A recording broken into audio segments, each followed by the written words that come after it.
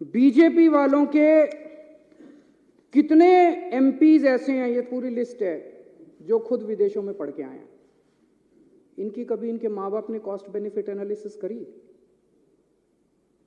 कितने एमपी ऐसे हैं जो खुद विदेशों में पढ़ के आए हैं? इनके कितने एमएलए ऐसे हैं जो खुद विदेशों में पढ़ के आए हैं? कभी इनके माँ बाप ने कॉस्ट बेनिफिट एनालिसिस करी? ये बच्चे हैं कैबिनेट मिनिस्टर्स के, बीजेपी वालों के बच्चे, जिन के बच्चे अभी विदेशों में पढ़ रहे हैं। मेरे को इससे कोई एतराज नहीं है, मैं किसी की शिक्षा के खिलाफ नहीं हूं। बीजेपी वाले, कांग्रेस वाले, आम आदमी पार्टी वाले, जिसको भगवान ने अच्छा दिया जिंदगी में, वो अपने बच्चों को भेजे, जरूर भेजे। अच्छी से अच्छी शिक्षा सबके बच्चों को मिलनी चाहिए। मैं इसके विरोध में नहीं हूं कि इन्होंने क्यों भेजा, मैं इसके विरोध में हूं कि अगर तुम अपने बच्चों को अच्छी शिक्षा देना चाहते हो तो गरीबों के बच्चों की अच्छी शिक्षा के खिलाफ क्यों हो तुम लोग? अगर हम अपने बच्चों को, गरीबों के बच्चों को अच्छी शिक्षा देना चाहते हैं, अपने बच्चों को अच्छी शिक्षा देना चाहते हैं, तो तुम रोकने वाले कौन होते हो? ये एक फ्यूडल माइंडसेट है, ये कई सौ साल पुराने जो हमारे देश में फ्यूडल माइंडसेट है ना, कि गरीबों को अच्छी शिक्षा, इस जात के लोगों को, उस जात के लोगों को अच्छी शिक्षा नहीं मिलनी चाहिए, गरीबों को अच्छी शिक्षा नहीं मिल, शिक्षा जो है इन ठेकेदारों की बपौती रहनी चाहिए।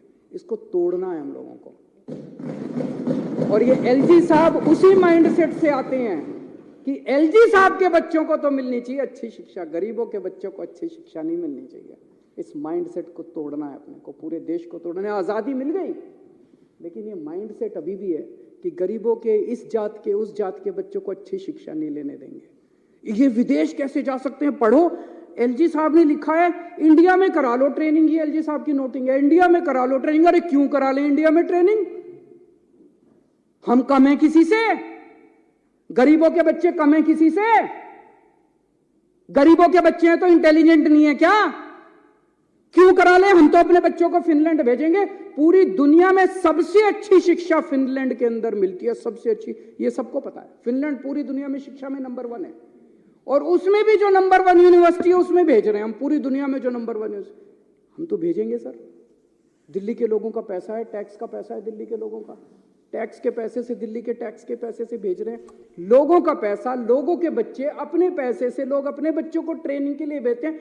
ये वो क्या कहते हैं, पराए घर में अब्दुल्ला दीवाना। ये एलजी कौन हो गया है?